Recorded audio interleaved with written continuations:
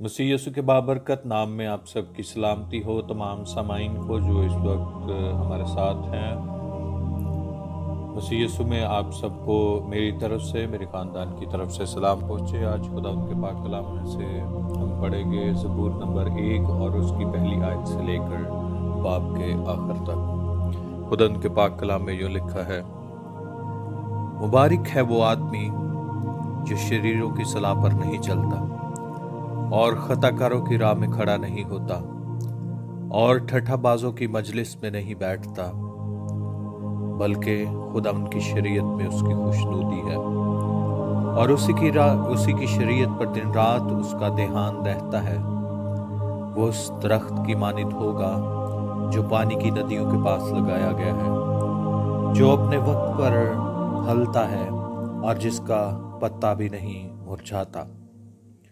सो जो कुछ वो करे बराबर होगा। शरीर ऐसे नहीं, बल्कि वो भूसे की मानित है जैसे हवा उड़ा ले जाती है। इसलिए शरीर अदालत में कायम ना रहेंगे, ना खताकार सादिकों की जमात में, क्योंकि खुदावन सादिकों की राह जानता है, पर शरीरों की राह नाबूद हो जाएगी। खुदा उनके पढ़े और सुने जाने को वसीला से हम सबों को बरकत मिले, आमीन। यहाँ पर खुदा उनके पाक कलाम में से ज़बूर नंबर 1 की तलावत आप सब सामाइन के सामने हुई। ज़बूर नंबर 1 में 2 तरह की शख्सियात के बारे में खुदा उनका कलाम हमें बताता है। 2 तरह की शख्सियात का जिक्र हमें यहाँ पर मिलता है। पहला जो है वो शरीर, और दूसरा शख्स दूसरी शख्सियत जिसके बारे में यहाँ पर बयान किया गया है वो है सादिक। यानी 2 तरह की शख्सियत को यहाँ पर बयान किया गया है कि उन लोगों को खुदा की तरफ से जो है वो मुबारकबाद पेश की गई है, हकीकी मुबारकबादी दी गई है, जो शर्अंगेज काम नहीं करते, जो शरीरों की राह पर नहीं चलते, उन लोगों के लिए यहाँ पर मुबारकबाद पेश की गई है। पहली आयत में ज़बूर नंबर 1 और उसकी पहली आयत में लिखा है कि मुबारक है वो आदमी जो शरीरों की सलाह पर नहीं चलता। यहाँ पर लफ्ज़ मुबारक इस्तेमाल किया गया है और इंग्लिश में लफ्ज़ हैप्पी इस्तेमाल किया गया है, जो इस बात की निशानी है कि वो लोग खुश हों, वो लोग जो है वो जॉय फील करें, जो खुदावन के साथ चलते हैं और शरीरों की सलाह पर नहीं चलते। यहाँ पर लफ्ज़ शरीर इस्तेमाल हुआ है, जो शरीरों का लफ्ज़ इस्तेमाल हुआ है जो कि शरारत से निकला है, और लफ्ज़ शरारत जो है वो शर से निकला है। ये सारे वर्ड्स जो हैं वो फैमिली वर्ड्स हैं। यहाँ पर शर, शरीर और शरारत जो है ये तमाम अबलीस के काम हैं, जिसके बारे में यहाँ पर बयान किया गया है कि ऐसे लोग जो मुबारक हैं, जो शरीरों की सलाह पर जो है वो काम नहीं करते, उनके साथ जो है वो उनकी मजलिस में खड़े नहीं होते और उनके साथ लोगों का ठट्ठा नहीं करते और ऐसी महफिलों का में नहीं बैठते जहाँ पर शरारत होती है। यहाँ पर उन लोगों को मुबारक कहा गया है जो अबलीस के मंसूबों पर अमल नहीं करते और ना वो दूसरों के खिलाफ बुरे मंसूबे बांधने के लिए मजलिस इकट्ठा करते हैं, ना वो दूसरों का ठट्ठा उड़ाने के लिए ऐसी मीटिंग बनाते हैं जहां पर बैठकर दूसरों के लिए जो है उनकी जड़ें काटी जाएं और उनके खिलाफ शरारत का मंसूबा बांधा जाए। और यहाँ पर खुदा का पाक कलाम हमें ये बताता है कि क्योंकि उनकी राह जो है वो सादिकों की राह जो है वो ये राह नहीं है। सादिकों की राह जो है वो सीधी राह है, और जो सादिक हैं वो खताकारों की राह में खड़े भी नहीं होते। ऐसे लोगों से वो राब्ता रखना भी पसंद नहीं करते जो शरीर हैं, जो ठट्ठाबाज हैं, जो खताकार हैं। तो यहाँ पर उन लोगों, उस शख्स के लिए जो शरीरों की सलाह पर नहीं चलता, खताकारों की राह में खड़ा नहीं होता, जो ठट्ठाबाजों की मजलिस में नहीं बैठता, उसके लिए खुदा का पाक कलाम कहता है कि वो शख्स मुबारक है। और दूसरी आयत में लिखा है बल्कि खुदावंद की शरीयत में उसकी खुशनुदी है। खुदावंद की शरीयत यानी शरा यानी खुदावंद का पाक कलाम। जो सादिक है उसकी खुशनुदी, उसकी खुशी जो है, खुशनुदी लफ्ज जो है वो खुशी से निकला है, उसकी खुशी जो है वो किस बात में है?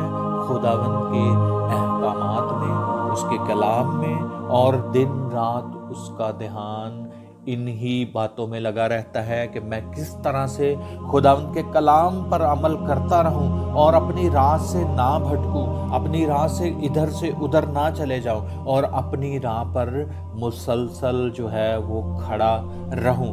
यहाँ पर लिखा है कि सादिक की एक पहचान है कि दिन रात उसका ध्यान जो है वो खुदावंद की तरफ लगा रहता है।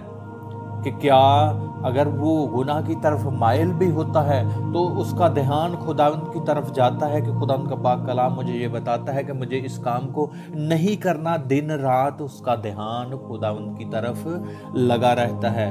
हमें इस ज़बूर से इस बात को लेना है कि हम इसका इतलाक मैं कलीसिया पर, आप पर और मुझ पर, हम अपने आप पर करें कि खुदावंद की शरीयत में मेरी और आपकी खुशनुदी है या नहीं। शरीयत यानी खुदा का कलाम। यहाँ पर जो लफ्ज़ शर्रा है उसका मतलब खुदा के अहकाम है। क्या हम खुदावंद के अहकामात पर अमल करते हैं? क्या हम सादिक हैं? क्या हम शरीरों की मजलिस में बैठते हैं? क्या हम उनकी सलाह पर गौर करते हैं? क्या हम जो हैं वो उनकी राह में खड़े होते हैं? क्या हम उनका साथ देते हैं? तो खुदा का कलाम यहाँ पर हमें ये बताता है कि हमें जो है वो सादिक की मानिद बनने की ज़रूरत है। और तीसरी आयत में लिखा है कि सादिक कैसे हैं? सादिक उस दरख्त की मानिद हैं जो पानी की नदियों के पास लगाया गया है, जो अपने वक्त पर फलता है, जिसका पत्ता भी नहीं मुरझाता, सो जो कुछ वो करे बाराबर होगा। यहाँ पर सादिक को एक ऐसे दरख्त के साथ उसकी मिसाल दी गई है जो पानी की नदियों के पास लगाया गया है। कभी आपने गौर किया होगा कि जो दरख्त नहर के किनारे, दरिया के किनारे या ऐसी झील पानी के नज़दीक उगे होते हैं, वो बहुत खुशनुमा, हरे भरे और खूबसूरत और तनावर और ताकतवर दरख्त होते हैं, क्योंकि वहाँ से तमाम मिनरल्स जो उनको ज़मीन से और पानी से चाहिए होते हैं वाफर मकदार में मिल रहे होते हैं। यहाँ पर सादिक को ऐसे दरख्त से तशबीह दी गई है जो पानी की नदियों के पास लगाया है, जो अपने वक्त पर फलता है और उसका पत्ता भी नहीं मुरझाता। ये पहली 3 आयात जो है वो सादिकों को हकीकी मुबारकबाद दी गई है। वो जो शरीरों की राह पर नहीं चलते, जो खताकारों की जमात में नहीं बैठते, वो जो ठठाबाजों की मजलिस में नहीं बैठते। सो हमें सादिक बनने की ज़रूरत है। हमें शरीरों की मजलिस और उसकी राह से दूर रहने की ज़रूरत है। हमें खुदा के कलाम और उसके अहकामात पर अमल करने की ज़रूरत है। चौथी आयत से अब शरीर के हाल के बारे में, दूसरी पर्सनालिटी जिसके बारे में कहा गया, पढ़ा गया था खुदा के पाक कलाम में से कि दूसरी पर्सनालिटी जो है वो है शरीर। शरीर जो है बाइबल मुकद्दस में लफ्ज़ शरीर इब्लीस के लिए भी इस्तेमाल हुआ और यहाँ पर शरीरों, जो वो लोग जो शरारत के काम करते हैं, शर के काम करते हैं और जो शरीर के से काम करते हैं, उनके बारे में बताया गया है कि ऐसे लोग जो शर पसंद हैं, जो दूसरों को नुकसान पहुंचाना चाहते हैं, जो कातिल हैं, वो लोग जो दूसरों के खिलाफ बुरे मंसूबे बांधते हैं, उन तमाम लोगों के लिए, उन तमाम लोगों को शरीर कहा गया है जो हर किस्म का शर पसंदाना ज़हन रखते हैं और उसको अमल में भी लाते हैं, तो उन लोगों को शरीर कहा गया है। यहाँ पर लिखा है कि शरीरों का कोई वजूद नहीं है, आयत को आपके सामने पढ़ूंगा। शरीर ऐसे रहे बल्कि वो भूसे की मानिद है जिसे हवा उड़ा ले जाती है। कभी आपने, अगर आप का ताल्लुक किसी गांव से है, आपने कभी टुड़ी जो है जिसे पंजाबी में कहते हैं सुना होगा। जैसे हवा चलती है तो वो इधर उधर बिखरना शुरू हो जाती है। अगर हम कनाडा की मिसाल लें तो यहाँ पर जब हवा तेज चलती है तो यहाँ पर पतझड़ के मौसम में पत्ते जैसे उड़ना शुरू हो जाते हैं। इसी तरह से एग्जाम्पल के तौर पर शरीर को जो है वो भूसे की मानिद करार दिया गया है, जिसका कोई वजूद नहीं है, जिसका कोई ठिकाना नहीं है। सादिक को कहा गया है कि उसकी जड़ें जो हैं वो मजबूत हैं, वो ऐसे दरख्त की मानिद है जो पानी की नदियों के पास लगाया गया है। लेकिन शरीर को यहाँ पर कहा गया है कि उसका कोई वजूद नहीं है, वो भूसे की मानिद है जिसे हवा उड़ा ले जाती है। इसलिए शरीर जो है वो अदालत में कायम ना रहेंगे, ना शरीर जो है वो रोज़े आखिर में जो जब खुदा यीशु मसीह इस दुनिया में दोबारा आएंगे उस वक्त शरीर जो है वो उनके सामने जब भेड़ों और बकरियों को अलग किया जाएगा और तब ये शरीर जो है उस अदालत में भी खुदा उनके सामने कायम ना रह सकेंगे। यहाँ पर लिखा है गया है कि इसलिए शरीर अदालत में कायम ना रहेंगे और ना खताकार सादिकों की जमात में। यहाँ पर एक और लफ्ज का जिक्र यहाँ पर मौजूद है, ना खताकार सादिकों की जमात में। यहाँ पर उन लोगों के बारे में बताया गया है जो ऐसी मजलिसों, ऐसी जगहों पर जाना पसंद नहीं करते जहां पर खुदा उनका नाम लिया जाता है, जहां पर खुदा उनका कलाम सुनाया जाता है, जहां पर चर्च की बेहतरी के लिए काम किया जाता है, जहां पर चर्च की तरक्की के लिए, आलमगीर कलीसिया की तरक्की के लिए और मसीह के कलाम को फैलाने की बात की जाती है। वहाँ पर जो है वो खताकार जो है वो सादिकों की जमात में ना, जैसे शरीर जो है अदालत पे खुदा उनके सामने कायम नहीं रह सकते, इसी तरह से जो शरीर हैं वो सादिकों की जमात में दाखिल नहीं होते, क्योंकि वो उनको अच्छी जमात नहीं लगती। वो उनको ऐसी जमात लगती है जो शायद बोरिंग है, वो जमात जो शायद उनके जहन से ताल्लुक उनका नहीं है।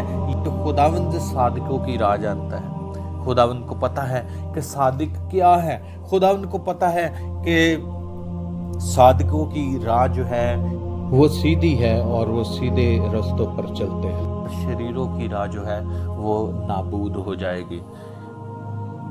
शरीरों की राह जो है वो मिट जाने वाली है। वो तूड़ी की मानिद है, वो भूसे की मानिद है जिसे हवा उड़ा ले जाती है।